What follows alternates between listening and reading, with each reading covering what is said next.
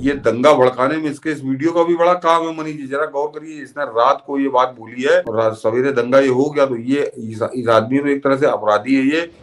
अरे कोर्ट ने सर्वे का आदेश दिया, अभी कोई मुकदमा नहीं किया है। सर्वे की जब रिपोर्ट आएगी तब दोनों पक्षों को बुलाकर वो बात करेगा।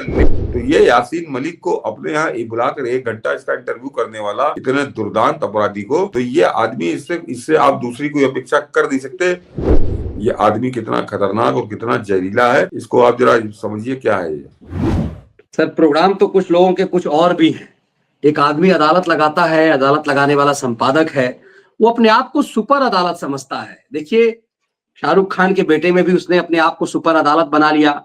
आज जो सर्वे पर जो अदालती रिपोर्ट है उस पर भी अपने आप को सुप्रीम कोर्ट बना करके अखिलेश यादव के मौज दिलाने, अखिलेश यादव ने इस वीडियो को साझा किया है।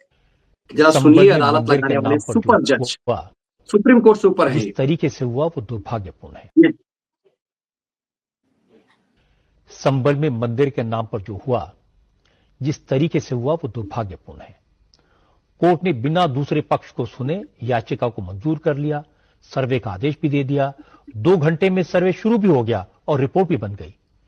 इतनी जल्दबाजी की क्या जरूरत थी? इससे अविश्वास पैदा होता है। अगर किसी को दावा करना भी है तो प्रॉपर तरीके से करे, कोर्ट पे दोनों पक्षों की सुनवाई हो, लेकिन ऐसा हुआ नहीं। जब राम मंदिर पर सुप्रीम कोर्ट का फैसला आया था तो लगा था अब ऐसे और विवाद खड़े नहीं होंगे, लेकिन कुछ लोग हैं कि मानते नहीं। संबल में ये आदमी के लिए कह रहा है, कुछ लोग हैं कि मानते नहीं है। ये आम आदमी के लिए नहीं कह रहा है, कोर्ट के लिए कह रहा है। ये कोर्ट को विद्यार्थी परिषद से आया, संघ का के कोटे का फायदा लेकर के मौज लेने वाला और बहुत आसानी से जेटली जी के माध्यम से मोदी जी तक पहुंचने वाला। खैर जेटली जी के दाने के बाद दुकान थोड़ी सी टाइट है भाई साहब की। ये दंगा भड़काने में इसके इस वीडियो का भी बड़ा काम है मनीष जी, जरा गौर करिए। इसने रात को ये बात बोली है और सवेरे दंगा ये हो गया, तो ये इस आदमी तो एक तरह से अपराधी है ये। और ये हमेशा बड़े अराजक काम जो होते हैं, बड़े आपराधिक काम जो होते हैं, ये हमेशा उनके पक्ष में खड़ा हो जाता है।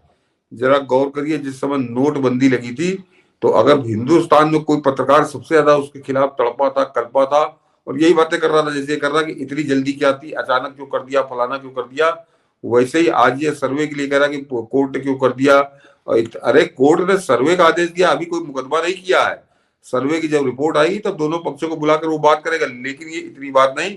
इसको ये आग लगी है कि क्यों सर्वे का आदेश कर दिया और 2 घंटे के अंदर सर्वे का कैसे टीम आ गई।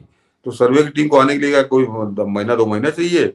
ये चाह रहा था कि ये काम अदालत में लटका रहे। उस मंदिर का जो मैंने अभी आपको बताया कि वो 1529 का जो पाप है उस पर जैसे पर्दा पड़ा था ऐसे ही पर्दा पड़ा रहे, इसकी दुकान ऐसे चलती रहे। तो ये यासीन मलिक को अपने यहाँ बुलाकर 1 घंटा इसका इंटरव्यू करने वाला इतने दुर्दांत अपराधी को, तो ये आदमी इससे आप दूसरी कोई अपेक्षा कर नहीं सकते। कष्ट केवल इतना होता है कि हिंदुस्तान में कुछ मूर्ख इसको राष्ट्रवादी समझते हैं। बाकी पत्रकारिता करता रहे, इसके राष्ट्र इसके कहीं दूर दूर तक इसके नहीं है। और वो अरुण जेटली क्यों इसको ढोते रहे, कैसे ढोते रहे, ये वही जानते होंगे। मगर ये आदमी पत्रकारिता के नाम पर कलंक कह सकते हैं इसको।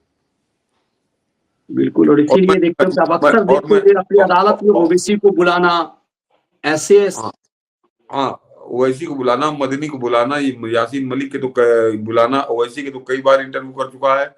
मैं फिर बात याद दिला दूं कि जरा गौर करिए कि प्रधानमंत्री मोदी ने 2014 से आज 2024 चल रहा, खत्म होने वाला 24, कि उन्होंने सारे चैनलों को कई बार इंटरव्यू दिए हैं, जितने चैनल हैं, लेकिन इसको एक बार भी इंटरव्यू नहीं दिया है। इसको केवल चुनाव के समय जो उनका कैंपेन वाला अभियान होता है, उस कैंपेन के अभियान में इसको भी पैसा मिलता होगा, जो वो बाकायदे लिखा पढ़ी में है कि उसके अलावा अपने कार्यकाल में वो कभी इसको मुंह नहीं लगाते। तो वो इसकी असलियत अच्छे से जानते हैं। 2019 तक उन्होंने जेटली की वजह से इसको झेला, बाकी इसका कोई लेना देना नहीं है। ये आदमी कितना खतरनाक और कितना जहरीला है, इसको आप जरा समझिए क्या है ये। बिल्कुल, एक तरह से तो कहा जाए कि दंगा भड़काने में इसकी भूमिका है। रात में इसने ज्ञान दिया और सुबह दंगा भड़क गया। नहीं पूछ रहे पूछताछ एक बार पुलिस को इसको भी करनी चाहिए।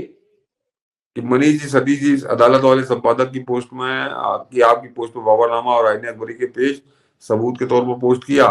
अरे प्रताप जी, कैसी बात आप कर रहे हैं? क्या आप समझ रहे हो कि इसको नहीं मालूम सच क्या है?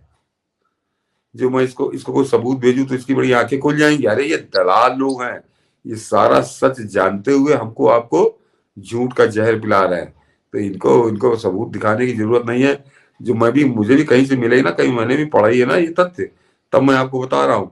तो और इन इनको लोगों के नहीं, पास तो बड़ी रिसर्च टीम होती है, हमारी तरफ थोड़ी ना कि भाई खुद रिसर्च कर रहे हैं, खुद विश्लेषण कर रहे हैं। ये इसने हम लोगों से ज्यादा ढंग से इसको पढ़ा होगा, ताकि इसको कहां से पर्दा कैसे डालना है इसकी पूरा इसने प्रबंध किया होगा। तो इसको क्योंकि उस रिपोर्ट में कोई खामी निकाल ही नहीं पाया, तो ये आके सीधे कोर्ट पे बरसने लगा कि तुमने फैसला क्यों सुना दिया, तुमने सर्वे का आदेश क्यों दे दिया। ये सब बड़े पहुंचे हुए लोग हैं। बिल्कुल, और इसीलिए मैंने पत्रकारिता का काला अध्याय का जो सेकंड एडिशन निकाला, उसमें इनके पुराने करतूतों को भी रखा है। आपने उसका वो भी किया था, एडिटिंग भी की हुई थी उसकी, उसके पूरे करतूत को रखा है। इसीलिए मैं अक्सर कहता हूं कि जो खलिहर घोषित खैराती हैं, उनका सच तो आप जानते हैं, उनका सच तो आपने अभी हाल की फिल्म में भी देख लिया है, गुजरात दंगे में भी देख लिया है। ये सब वो खिलाड़ी हैं जो ये कहते हैं ना कि चेहरा, मारीच है। जी हाँ बिल्कुल। तो इनसे ज्यादा सतर्क रहने की जरूरत है। देश को भी राष्ट्रवाद के आवरण में ऐसे ऐसे लोग क्या क्या खेल खेलते हैं।